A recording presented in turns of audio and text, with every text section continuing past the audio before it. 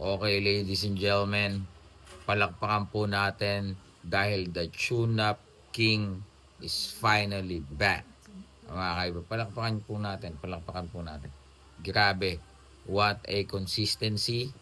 Dati po, nung nasa MP Promotions, lagi po yung naka-business class. Ngayon po, nakikipagsiksikan sa economy. Palakpakan po natin, Jason. I'm proud of you. Palakpakan po natin. Yan po yung literal na dati nang nasa kama, lumipat pa sa banig. Palakpakan niya si Jason.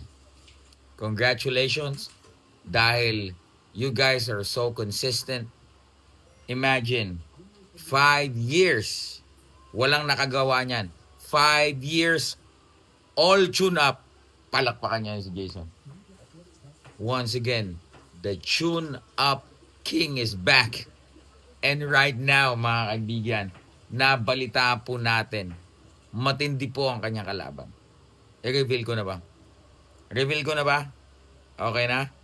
Ang kanya pong kalaban, mga kaibigan, from quick vendor, from cab driver, this time, matindi. Ang kalaban po niya, drum roll please, ay isang takatak vendor. Grabe mga idol. What a consistency na dinala ni Jason.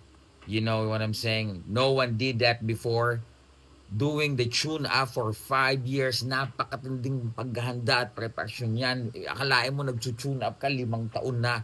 Puro tune-up. Ibig sabihin meron ka talagang pinaghahanda ang grabe, no? Para mapahanay ka sa Mount Rushmore ng boxing. Grabe. Diba? It's Floyd Mayweather. It's Senator Manny Pacquiao. It's Muhammad Ali.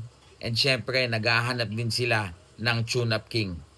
And hopefully, ikaw ang mapili ng industriya. Di ba? When you talk about boxing, yun na yun eh. Di ba? Kailangan kang idagdag doon. So merong 8 Division World Champion, may 50-0, merong great philanthropist na si Muhammad Ali, and meron ding greatest tune-up fighter of this era. Yan ang sinasabi natin. Yung nagawa mo, Jason, it's unmatched. Grabe. Walang sino, kahit si Boss Manny, hindi magagawa yan. Kasi si Boss Manny, di ba, 4 na taon lang eh, naging inactive eh. Tapos after 4 years, lumaban sa isang kampiyon, big fight agad. Pero you, man, yung tiyaga ninyo, yung perseverance ninyo para mag-tune up ng 5 years, that's unbelievable, man. Grabe, nakakahanga. Sobrang nakakahanga. You guys, anong palagay ninyo? Comment down below.